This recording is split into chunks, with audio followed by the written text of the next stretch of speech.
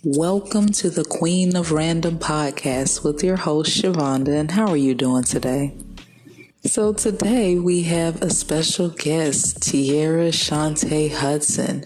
In just 1 year, Tiara got married, found a new home, joined a sorority, and started her own business, Golden Life Therapy and Wellness.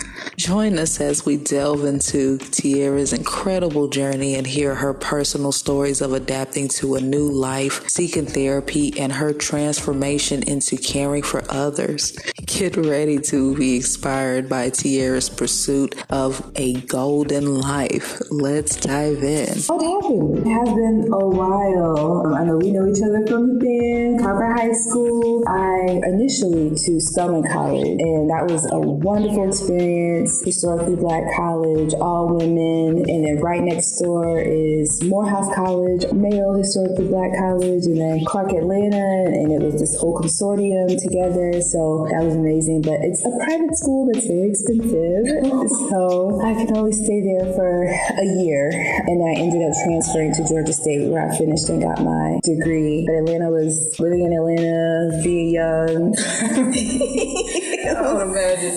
You know what? Did you ever participate in the band? So I did 1 year when I was at Spelman, and I participated in the Morehouse marching band for a year. But then once I left Spelman, I stopped because it was just a little bit too much. I was working like a couple jobs and going to school at the same time, and it was too much to try to keep up with the band because that's like hours of commitment every day. You know what? That was one thing that I never got a chance to get that experience, but I know I had been hearing like those schedules. If you're going for music, it's crazy. It's a lot. Crazy. And you talking about doing a job and a degree? Oh no. Oh no. It's almost like you almost need to you just need to do it just for the band, because that alone is going to take up most of your time. For women. But at the time, Morehouse wasn't granting scholarships for women. They were only granting scholarships for men because men attended Morehouse and women attended Spelman. So it would be perfectly fine if they paid for my education. I'd be like 1,000% committed to the band. But at the time, they didn't offer those scholarships. Now they do, thank goodness. Okay. They offer scholarships to women that participate in the band now. So that's a good change. Yes, because if you're saying it's a private school, every little bit to help fund it, because look, student loans are crazy anyway. Yes, and I still had to take out student loans. My parents helped me. They took out the Parent Plus loan, and it still just wasn't enough for me able to stay out the whole year, the whole 4 years. So still got my degree though, because I was determined. I was like, I still want to get this degree, although I wasn't sure what I wanted to do to get back on track to how I got to this point. I wasn't sure what I wanted to do. I just knew I needed to finish what I started. Yeah, you know what? I find that to be, because I think a lot of times when people go into college, they think that they know, and then as they go through, I don't know. I really don't know. You might as well just go for a little general degree until you figure out what you want to do. And at least if you do that, complete it. And then maybe as that comes on, then the specializations come in. So that sounds like that's what happened with you. Yeah, because I still wasn't sure what I wanted to do.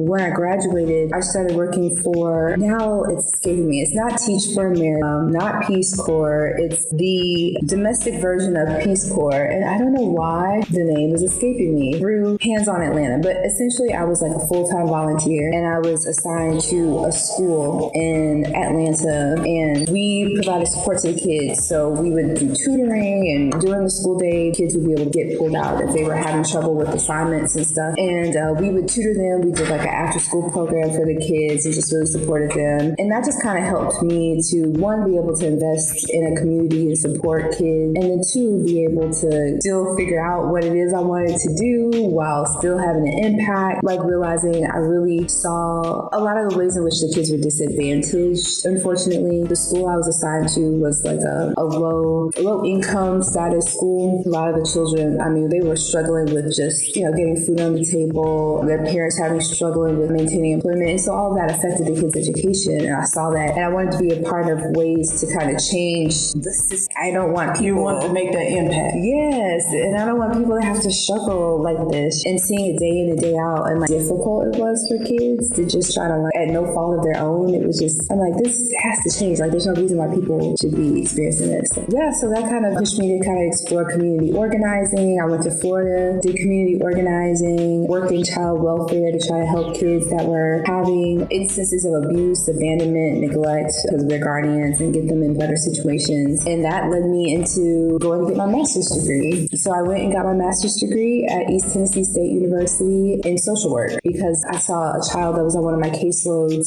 Unfortunately, she was experiencing sexual abuse at the hands of her mother. She was just really like dejected, really sad. And she worked with a therapist, and that therapist helped her like just kind of change her life around. And over the course of the year, she was hopeful and energetic and excited and just had so bright. And I knew I wanted to be able to do that with kids. So I went to a clinical Master of Social Work program at East Tennessee State University and got my master's degree from there. Wow. To say that you did not have a direction, every move you made was totally purposeful. Mm-hmm. It was totally purposeful because there's some people who will take on jobs just to get through, but you took on jobs where you saw that you had a passion for something, you got into it, then you identified the problem and literally almost made it your mission where every opportunity that you had, you tried to really identify that need, really solve that. Like, wow.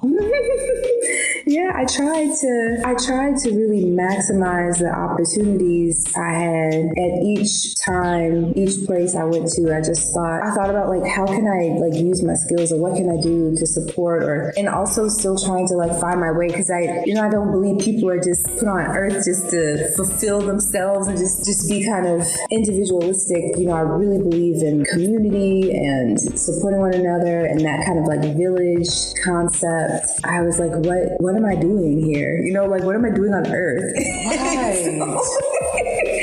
So yeah, that's just in this search to try to figure out how I'm going to impact. I kept being presented with these opportunities to challenge systems and challenge ways things are going and challenge us for people's lives. And I just kind of leaned into that. Okay. Well, when you said because you were saying about the community at some point wanting to create something that may have that impact that you're looking for. Yeah, so I'm still, my current business, I am the owner of Golden Life Therapy and Wellness Services. And congratulations. Thank you. So that's a virtual private practice for psychotherapy, so mental health counseling and therapy. I specifically am working with people who are working adults. I have hours convenient to people who are working. I work 2 p.m. until 8 p.m. Wednesday through Fridays, and then I work Saturday mornings and afternoons. So really allowing people to get therapy when they can't sick leave, or maybe they don't have sick leave, and if they miss work, they're actually not getting paid. Those types of situations, trying to be available for people in the time that's convenient for them. So I created this private practice because when I was seeking out therapy for myself, I could not find anybody that worked those hours. Like, it was very difficult because of the way my job was kind of lined up at the time for me to get time off, or I had a lot of guilt, regarding taking time off and not being able to service clients because I was still in mental health at that time, working for the VA. So I was like, I really wish this existed. So I thought, I'm going to create it. Like, I'm going to stand in the gap. I'm going to create that. So to get to your point about creating community, right now I'm living in Northwest Arkansas. The population of Black people in Northwest Arkansas is like a little less than 3%. Yeah. It's very, very small. And it's very, very much a white area. And so trying to find a sense of community where I'm seeing other people that look like me, I really had to hunt for that. It's not like it was just apparent. Literally, if I'm going grocery shopping at Walmart, I might be the only Black person in that store. Or if I am trying to seek out hair products, I'm literally having to Google search and try to find where can I find this particular hair product. And so cultivating that sense of community really was something I was really intentional about being in Northwest Arkansas, and something that I definitely want to foster within my business. And my business, with my marketing, I wanted to put myself, my face on the marketing. Like, I wanted people to see, like, this is a Black woman and this is what you're getting. So if you don't want to see a Black woman therapist, don't come to my business, or... I was going to ask you about that. With you saying how low of a population, have you found that to be difficult, or not even necessarily difficult? Like, do you find it where if you do happen to get clients, do they sometimes feel like, could they connect with you, or do you find that you're able to connect? Yeah. So before I started working in my own business, my own private practice, I worked for the VA, Veterans Affairs, and I worked for their hospital system. And I had a couple of jobs in that hospital system. One was working with people who had what are called severe mental illnesses. So these are people who are affected by post-traumatic stress disorder, schizophrenia, bipolar disorder, major depressive disorder, and their symptoms are presenting in their life to a point where it's really disruptive. It's disrupting their family life, it's disrupting their ability to maintain their employment or their leisure activities. It's just really getting in the way of them living a full life. This particular program I worked in was an intensive program. Very much. Yes. Yeah, because usually with those particular ones, those are long-term. It's not acute. So it's something that requires ongoing.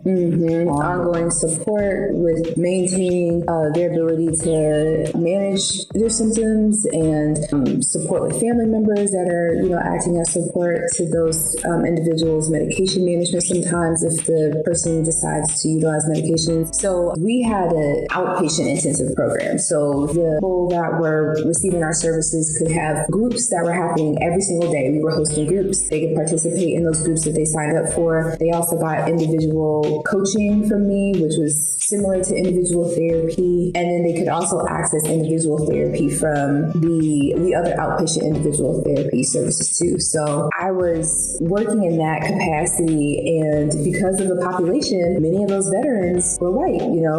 I had no problem connecting or working with any of the people that I served. I think particularly because in most instances when people are seeking help, they want to be heard. Like, they want to know that they're being understood. They want their concerns validated. They want to be treated like a human being. And sometimes when people are presenting with severe illness, for instance, a person might be experiencing a delusion, which is a belief that's not actually true. So a delusion could be they believe that they're president, and everybody around them knows that they are not the president of the United States. We know who the president is, and it's not this person, right? But this person believes that. To someone who's not trained in mental health, that might be off-putting to them, or they might try to be dismissive, or like, what are you talking about? That's crazy. And this person is getting that feedback, and they don't appreciate that vibe. No, they'll lean into it even more. They might even get the whole outfit to go with it.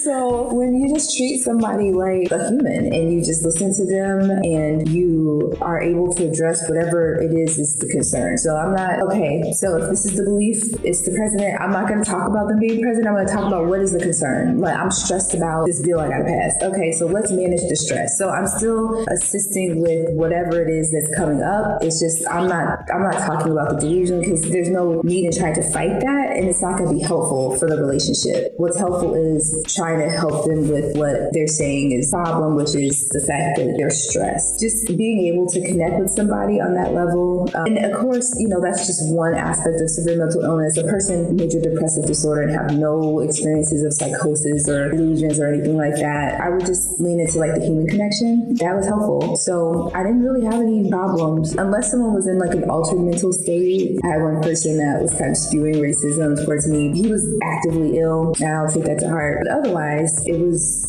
wonderful, and I had no issues connecting. In my private practice, because I've been so intentional with marketing, showing up and being present, a lot of people that have been seeking out Black professional mental health professionals have been seeking me, and so most of my caseload are Black people, even though we only make up 3% of the population in Northwest Arkansas.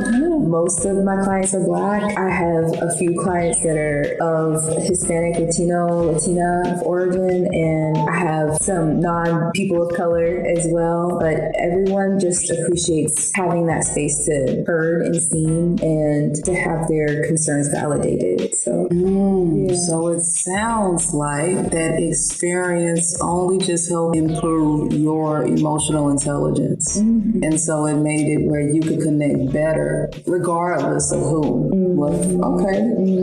Yes. Yeah. And everybody, I'm trained. So through my 2 years in my master's program, we get trained in a lot of different modalities, a lot of different techniques. And then on my own, outside of my master's degree, we have to do continuing education courses to maintain our license. So I have just kind of explored different techniques that I have found to be really effective for people. So one of the most evidence-based treatments is cognitive behavioral therapy, which is basically when you explore the way your perspectives shape your emotional response and how your emotional response then informs your behaviors. So for instance, I love using this example because it reminds me of this skit that Key and Peele did where there's this random little girl in an elevator. Right. And you see one person see this little girl in the elevator and they immediately think, oh my goodness, what's going on? I wonder if this little girl is safe, or is she lost? I want to help this little girl. And so then they walk into the elevator and they try to talk to the girl to figure out what's going on. They feel empathy and connectedness and they're trying to support the girl. And then you might have another person that has the same exact situation, little girl in the elevator, and they say, oh no, this is a trap, this is a setup, they got sex traffickers. As soon as I walk in this elevator, they're gonna pop out from somewhere and get me. And then they start feeling afraid and they start pushing that button ooh, this elevator's gotta go down, I'm not getting this one, and it's a completely different emotional reaction and completely different behavior, but it's the same situation. And so that's what cognitive behavioral therapy helps us to explore, is how the way we think about a situation, whether, oh, this girl needs help, or oh, this girl is a trap, the way we think about those situations affects how we feel, empathetic and connectedness, or fear and anxiety, and how we behave. I'm going to walk in the elevator and help her. I'm going to send this elevator down and get far away, And so we have these different perspectives on life, and sometimes those perspectives not fully true for a lot of different reasons. Fully true perspective can cause us some negative emotions and have us do behaviors that may be in the long run. I think the one thing that when you said that, it really made me think about, say for instance, if there are some people who have different predispositions, and you're right, not everything is true, but then sometimes the lines are blurred because a lot of them experience that. Mm-hmm. So then it makes it where if they do see that experience later on, oh no, I felt this, I don't want nothing to do with this is a trap, people look good, I don't need the SWAT to come down. Yeah. I don't need the SWAT to come down. So yeah, you're right. I feel it's a lot of the predispositions that do end up controlling a lot of the decisions that we make. A lot of them. Yeah, and that's the therapy work, right?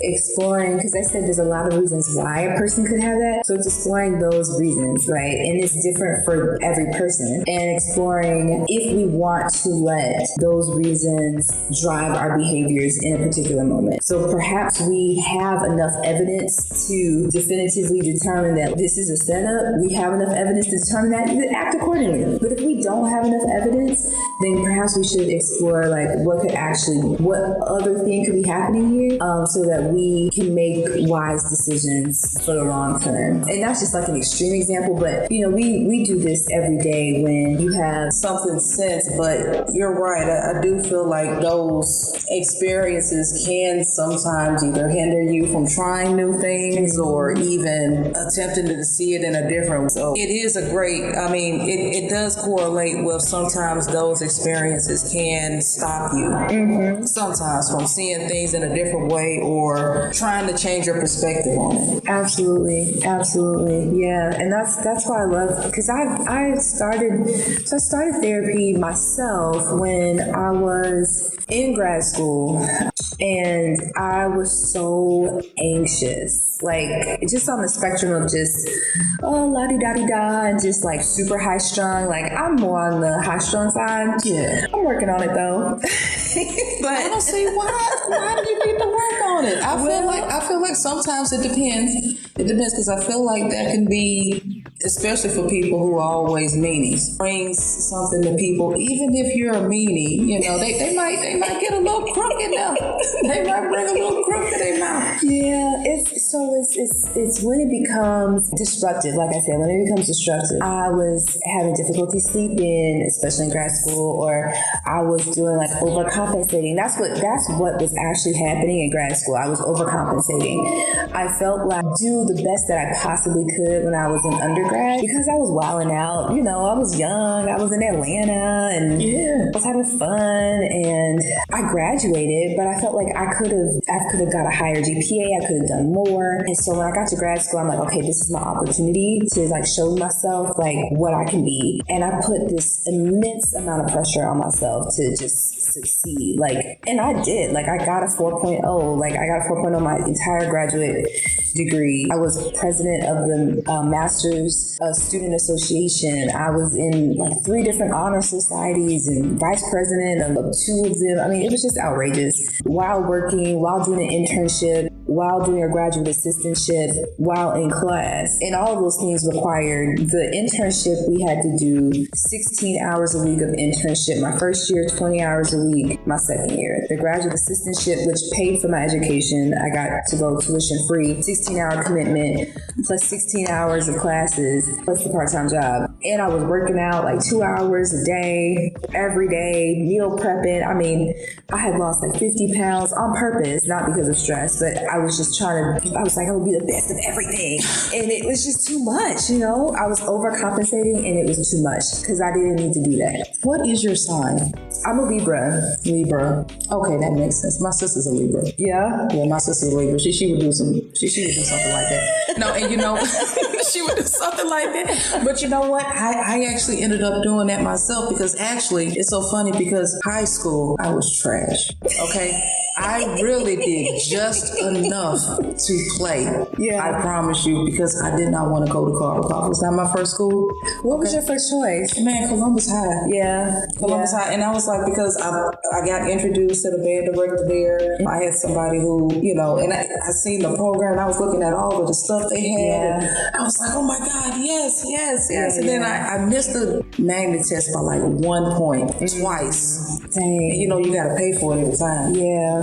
But yeah, I ended up, I was trash in high school. So it was like when it came to college, I was like, you know what? I can apply myself. Yeah. Matter of fact, senior year, I was like, I never had honor roll before. Let me get honor roll. But then I got it, right? So then I was like, well, I'm not applied to school. And then I ended up, I've been through a couple schools, but I think the last one was Capella. Okay. Capella, that was the one where I was like, I am all the way in. I am all the way in. I think I got a 4.0 that whole time. But I was tired. Yeah. I was tired because I was you working work. full-time job. Yes, because that's full-time. I know Capella is for working adults, so I know that's a lot to work full-time and go to school. Like I commend anybody. My sister's doing that now, and I commend anybody that's doing that. It's hard. I dropped out of the workforce to go back to school and do it. Yeah, this was literally around COVID.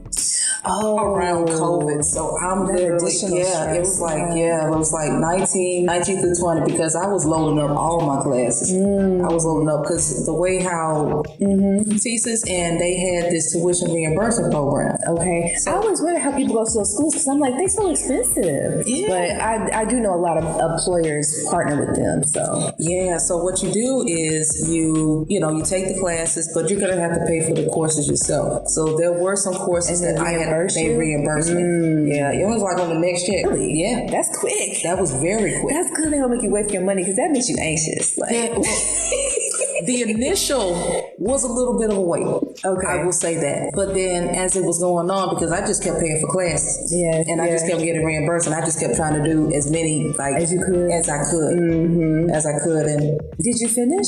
Yes. Oh, yes, congratulations! Yes. I said my first instance of therapy was when I went to graduate school. Then my second instance of therapy was when I was divorcing my first husband. It was so sad for me. Like, and so I definitely know your pain. Like, going through divorce is just, any breakup, period. And especially long-term relationships. Like, you had 13 years. My ex-husband and I had been together for like 6 years. And I felt like I took my vows seriously. I was in it. Like, I was like, let's go to, couples counseling. I'm supportive of that. Like, I felt like the relationship could be, mended. Like, he did not. It just hurt me because I couldn't figure out why.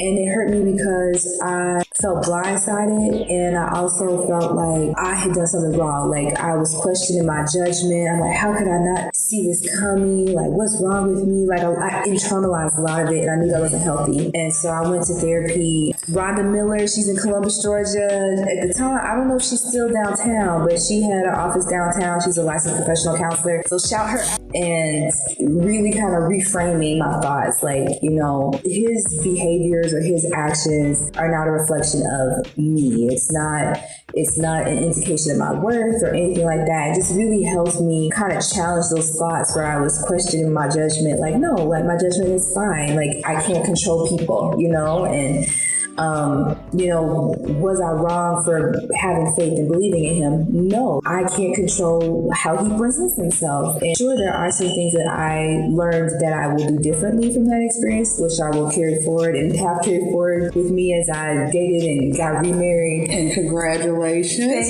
You did a lot last year too. That's a whole nother thing, because you did a lot last year. You got married and you got a whole house. I started a whole business. I did a lot. It was a lot. I started a business, bought a house, got married, joined a sorority. Oh my God. I went to school. I did an entrepreneurship class to help me go through my business journey as an entrepreneur. So I did that with Cornell University, got that certificate. That all happened last year. Yeah, it was a lot. I was busy and tired. Oh, how do you find time? Because with everything that you have going on, and even when you say like your journey, like, it doesn't even seem like you had any time. I did. That's my problem. Being okay with rest. Because, we got this hustle culture, like, we got to have, the side gigs, and we got to monetize our hobbies, and, everything's got to make money. And so it's important because in our society, like, there's no safety net. Like, we have to have money to survive, so yes, that's important, but I'm willing to sacrifice whatever I have to sacrifice to have rest, to have balance, so I can take care of myself, because that is truly self-care. Like, self-care is not just going to the spa and like get your nails done. Like, it is truly like doing what you need to do to make sure that you are taking care of yourself. And for me, like, it's always been rest. I've always needed to rest. I needed to lay my ass down. I just have not. I have not. And now, how are you going to expect to take on all of this energy from these people, not being able to really yes, because that's a whole thing. Because now you're absorbing all of this, and it's like, okay, well, I just got enough time to go to sleep and get up. Yeah, and I had to rest. So I had in April what prompted this whole entrepreneurship journey, because I've never been that person that's like, oh, I'm gonna be my own business owner, and like, that was never my vision for my life. I don't see how, because the way how you move, it takes consistency. It takes somebody who's willing to put in the work, and it's clear that you have all of the characteristics. Thank you. I appreciate that. But it really wasn't. Like, I didn't grow up thinking that. Like, I saw my parents work for the same entities. My dad was in the military for 20 years, then got out. Now he's with the fire department. He's about to retire next year. Mom been with the IRS for most of her career, about to get out like she get out of prison, but about to retire next year. Okay. So that's kind of what I've seen. And my aunts and my uncles, like, my uncle was a firefighter for 30 years. My aunt, I think she did 37 years with the IRS. So I've seen people get in careers and just stay with those careers for their whole career and retire. And that's what I thought I was going to do. Like I was going to get it with the VA, good government job, and just stay there forever. And then I had a seizure because I was burnt out, overworked, stressed out, depressed, and wasn't taking care of myself. And I went to lunch, and the next thing I know, like I'm on the ground. I don't know how I got on the ground. There's broken glass around me, and I had two friends with me, and they explained to me I had a seizure, and they like lowered me to the ground so I wouldn't just fall out. But I was holding a glass. Apparently, I was about to drink some water, and I was holding a glass, and I just seized up, dropped the glass, it shattered. So they lowered me to the ground. Wow. But it was that seizure that like prompted me, like, nah, I can't keep going like this. Like this is serious. Like it's truly affecting my health. Shortly after the seizure, I got diagnosed with diabetes, and I was like, yeah, I can't do this. Like my body's deteriorating. Literally, I cannot keep going this way. And that's when I decided, like, I'm prioritizing myself. Period. Speaking of health, you really got me. I had one a few years ago. I had just got a job working at Anthem, and I was actually, before I even go to that, I think when we think about our parents, or I'm thinking like, at least from what you're saying, they kind of like that job security. But then at the same time, we living in a society where the riskiest thing that we could ever do is have one source of income. Absolutely, yeah. That is so risky. And I think the way, even when you're talking about your journey, and even when I think all the way back to, there's no way I could have just seen you just doing one particular thing. I feel like you always had this thing where need that stimulation, and you created a business where you could kind of get it to some degree. Oh yeah, I'm definitely going to. So again, prioritizing my rest. The startup of a business endeavor is it's intense. It's rampant. It's so hard. It took a lot out of me. And my business has been live since January 17th of this year, 2023. It's been a severe learning curve. All of the work I did building up, because I started the business in September, like building it, and then like really doing a hard push in January this year. So it's just been hot. And so I'm really looking forward to stability. I'm looking forward to like things just kind of being normal and feeling familiar for me. But I definitely would like to grow it. I don't know what that's going to look like. I'm thinking about maybe writing a book. I'm thinking about maybe bringing on contractors to work in my practice. I'm thinking about maybe doing groups, therapy. I'm thinking about maybe doing like online courses. Like I just got a lot of thoughts, but I'm going to let myself rest for a little bit before I start ramping up and doing something new, because that's just going to take even more energy. I need to rebuild my energy reserves. Find that stabilization. Yeah. That's it. Stabilize it, and then if it presents itself, God, or if He puts it on your heart at that time, then definitely expand into that. So let me ask you: are you only licensed in Arkansas, or are you? Oh, I have 4 licenses. So I'm licensed in Arkansas, Georgia. I actually have some Georgia clients. I am in Missouri and Iowa. So I can accept Blue Cross Blue Shield from all of those places. In Arkansas, I accept a few more insurances because that's actually where I'm based. But yeah, like I can see people from those 4 different states. And the way telehealth virtual laws are, I have to be licensed in the state where my client lives. So if you're living in Georgia, Iowa, Missouri, or Arkansas, I can legally treat you and accept your Blue Cross Blue Shield insurance plan if you have it. Except Blue Cross. But speaking of insurance, that's something like people just don't understand. Like when I try to reduce any barriers to getting treatment, because I know reaching out is hard enough. Like you got to muster up enough strength to fill out the form, then you scared, when are they gonna call me, all this stuff. And so I try to take out all of the legwork, where I just want you to have like a good experience and from start to finish, even from like just submitting the form online on my website. So I will call insurance companies and verify their benefits and see like, do they have a deductible they have to meet, or do they have co-insurance or co-pay or anything like that. And it's so sad when people have these outrageous deductibles. Like, what's the point of even? No, I'm sorry. There aren't too many people, and I'm only saying this from the many calls that I've got that have actually got providers that really take the time to verify that. They may end up putting that in, like you call them. But it's like if it's something that, if it's something that it could be done, it's probably going to take a few minutes, but to get it verified, then it's done. Or especially like with people, because you said that yours is telemedicine, but even then, they may end up having those people call up, like, you're not even a provider. And I I'm like, if someone's already like depressed or anxious or like they are grieving a loss or whatever, it's like one more thing. People just be like, forget it. I'm not gonna do it. I'm not gonna get therapy. And I don't want people to have that experience. So I always try to do that. Even if they choose not to go with me, I'll try to refer them to somebody else. Or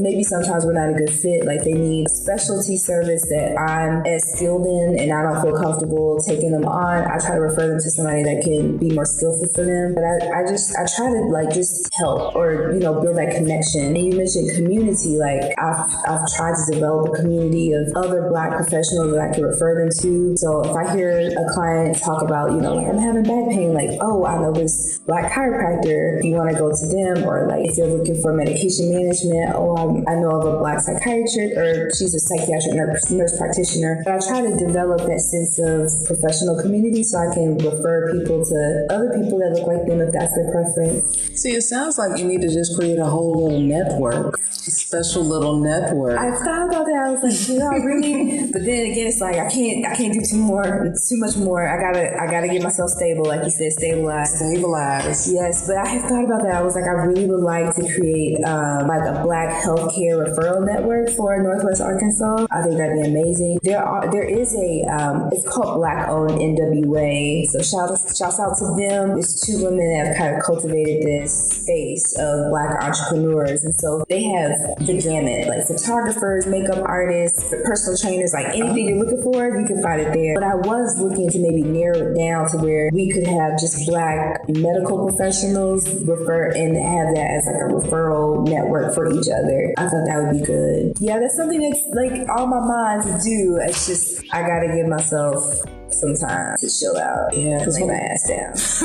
You should, because when you mention the type, one of the type of techniques that you use, it really sounds like it needs to be in a publication. Yeah. When you mention like some of the techniques that what you said, it was cognitive. Yeah, cognitive behavioral therapy. There are lots of workbooks out there that exist. But it won't be yours. It won't be mine. No, it won't be like yours. And I think that yours will probably give maybe a little bit more. I feel like it might be a little bit more comprehensive. I do, because the fact that you already went through those particular jobs where you had to come across people with serious mental illnesses, it gave you a different perspective on things. And I think regardless of any publication, I don't think it'll be translated any other way than what you put. Oh, thank you. I got some ideas brewing, so I did say I did want to start writing towards the end of the year. So I do have a book idea that I think would be really important for our community. So I definitely want to put that out there eventually. And hopefully by the end of the year, I'll be like calm and chilled and refreshed and rested. That's one of the reasons why I came back. I wanted to visit my family here in Columbus and friends and meet other people and just refill my cup a little bit from being out there in Arkansas. I haven't been back here in Columbus in over 2 years. So. Oh, okay. Mm-hmm. Okay. So it's nice to be back home. So do you find yourself, like, how are you liking it, like, so far, just living there? I actually love it. It's gorgeous. There are some downsides, like I mentioned, like having to be intentional and seeking out culture and having as many, like, diverse events that happen, like, all the time, or even seeing different types of people around. But I will say, like, I really enjoy being there. Like, it's been really just so much to do. From outdoor activities, there's tons of, like, hiking trails, there's tons of biking trails, kayaking, like all kinds of like outdoor sports I got into during the pandemic because that was like the safest thing to do. Right. To be outside. The weather's pretty mild, so I know here it's like 90 degrees already back there. Yeah, it's hot. It's hot. We just got to 75, I think, maybe a couple weeks ago. So I'll tell you the weather's mild. For the most part, it gets hot sometimes, but it's just beautiful. Like the area is just really beautiful. We're in the mountains. Oh my God. I need to, it sounds like I need to visit. I need to visit. That's what I need to do. I need to visit because oh my God, the view of mountains or even walking because I like a good trail. It's gorgeous. Tons of trails, paved trails, hiking trails. We've got a lake, we've got several lakes, but there's a really big one called Beaver lake. So lots of water sports on that lake. Plus the rivers, the Illinois River goes through there, and a lot of different rivers. So it's good. Like, I like it. I'm gonna have to be careful because I might end up going there and be like, okay, I'm gonna just have my stuff right here because I'm not gonna be able to go. I like being outside, especially getting a good walk. I mean, I got a gym membership, but I like being outside. And I'll be so silly because I'll look straight up, and if it's beautiful and it's the sun, I'll be cheesing like a chessy cat because I love that. Just absorb, and it just feels good. It lifts your mood. It does. It does. I will have to say, because what is your website? Okay, so it's www.goldenlifetherapyandwellness.com, and I am on Facebook and Instagram, so Golden Life Therapy on both of those platforms as well. You can look me up on LinkedIn, Tiara Hudson, and you'll see my Golden Life stuff all over there too. So, oh, that is amazing. Well, you know what? I want to thank you so much for sitting down with me and being able to have this interview. Thank you so much for inviting me. I appreciate it. It's been great.